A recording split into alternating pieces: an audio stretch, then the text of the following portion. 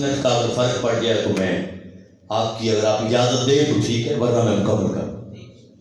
آقا علیہ السلام نے فرمایا، حضور نے فرمایا انا میں خاتم الانبیاء، میں انبیاء کے سلسلے کو ختم کرنے والا ہوں، میں انبیاء کے سلسلے کو ختم کرنے والا ہوں۔ اور حضور نے فرمایا مسجدی، اور میری مسجد خاتم مساجد الانبیاء۔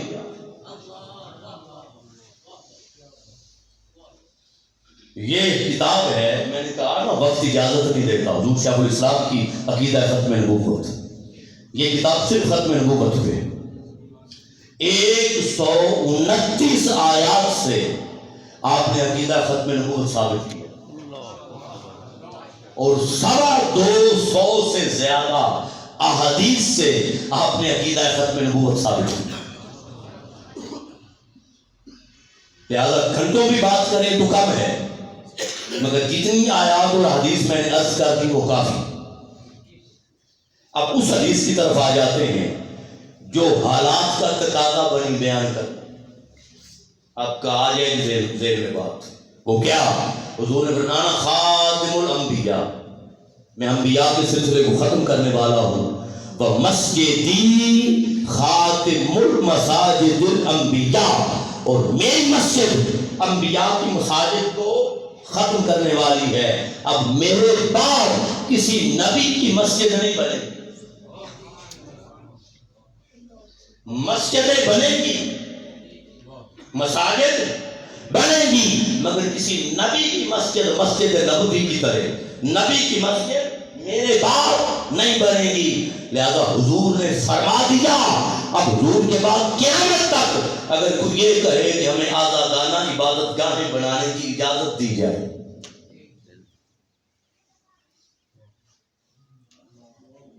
ہمیں آزادانہ عبادت گاہیں بنانے کی اجازت دی جائے، تو وہ اپنے نام سے تو کرے جو کرے، وہ نبی کے نام پر نبوت کا دعویٰ کر کے عبادت گاہ نہیں بنا سکتا، اور وہ شعار اسلام استعمال نہیں کر سکتا۔ ٹھیک ہو گیا؟ اب تاریخ ہے، سب سے پہلا دعویٰ نبوت مسلمہ کذاب نے کیا تھا،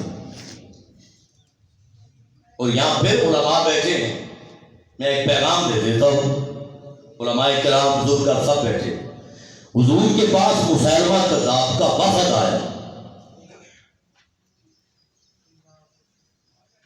وفد آیا عبداللہ بن رواحہ کی قیادت میں، 2 لوگ آئے،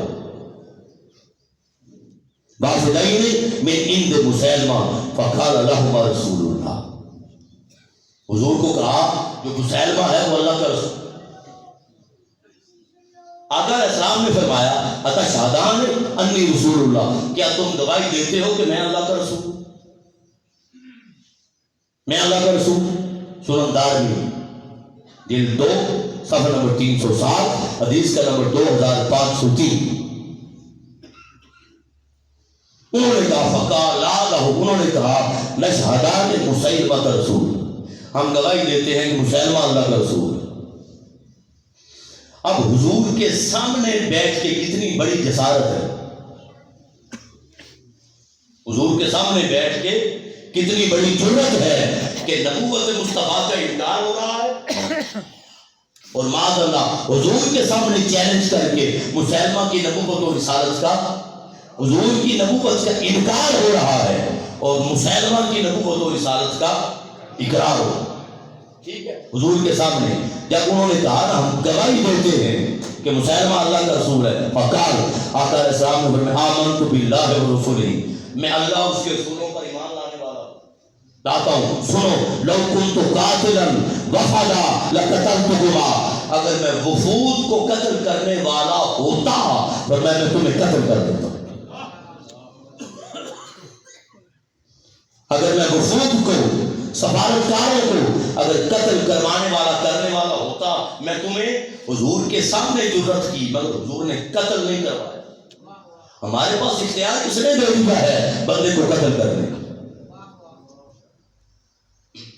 حضور کے نام پر، حضور کی محبت پر، حضور کے تاثیر نبوت سے رسالت پر اور آقا علیہ السلام کی عظمت پر ہمیں اختیار کس نے دے دیا زندہ بندے کو مارنے؟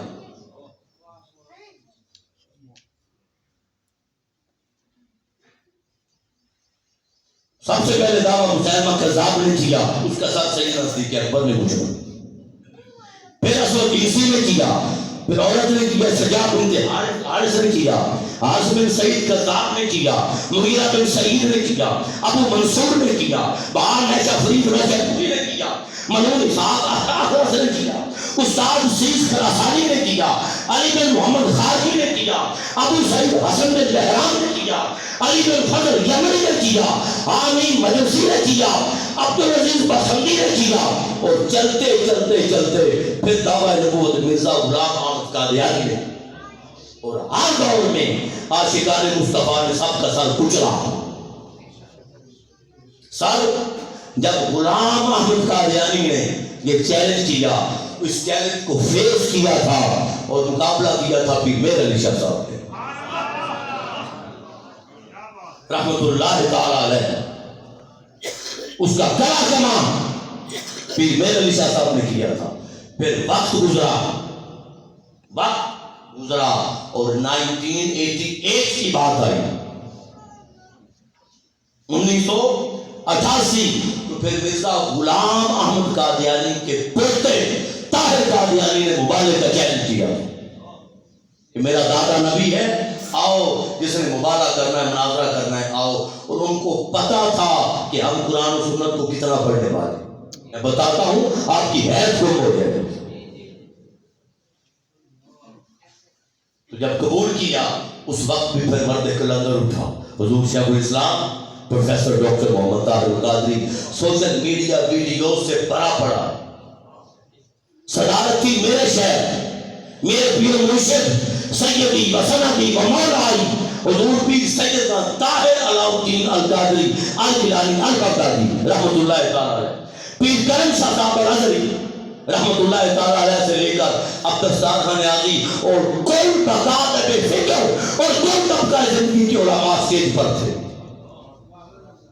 اور مینار پاکستان ختم نبوت کانفرنس میں اتنا وسیع ہونے کے باوجود اتنے عاشقان مصطفیٰ جمع ہوئے کہ مینار پاکستان تنگی داماد پہ شکوہ گناہ ہوا، تن رکھنے کی جگہ نہیں تھی۔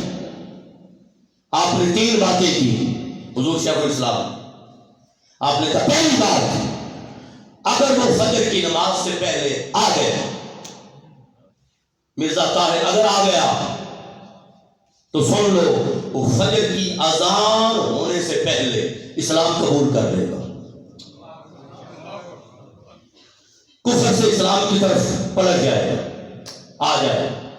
اگر اس نے اسلام قبول نہ کیا تو فجر کی اذان ہونے سے پہلے اس کو موت واقع ہوگی، مر جائے گا۔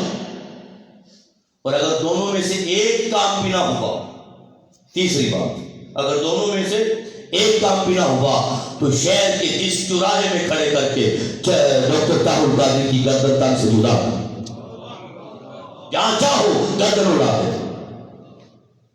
وہ نہ آیا، نہ اس نے آنا تھا۔ اب دستار خان نیازی رحمت اللہ تعالی علیہ، انہوں نے فرمایا پروفیسر صاحب پتا ہے آپ نے کہا کیا، کیونکہ پڑھی لکھی ہستی تھی، پڑھے لکھے تھے، کیوں کہ سنو کفر سے اسلام کی طرف آنا یہ تقدیر مبرم ہے۔ علماء تشریف فرما ہے تقدیر مبرم عام بندے سے نہیں بدلتی، وہ کوئی ہستی ہوتی ہے جس کی زبان سے الفاظ نکلے تو اللہ تقدیر بدلتا ہے، یا زندگی سے موت بدل دینا یہ تقدیر مبرم، معلق نہیں۔ اب پتہ ان کو بھی تھا کہ یہ تقدیر اتنی آسانی سے نہیں بدلتی۔ تو اب دستار خان نیازی صاحب نے کہا پروفیسر صاحب پتہ ہے آپ نے کیا کہا ہے؟ تو آپ نے کہا نیازی صاحب میں نے کون سا اپنے لیے کہا ہے، گن گن کے کہا ہے، اللہ میری لاج رکھے۔ اگلا جملہ نہیں کہتا، اتنا کافی، وہ اگلی بات نہیں کہتا کہ کیوں انہوں نے کہا تھا، اتنی بات کافی۔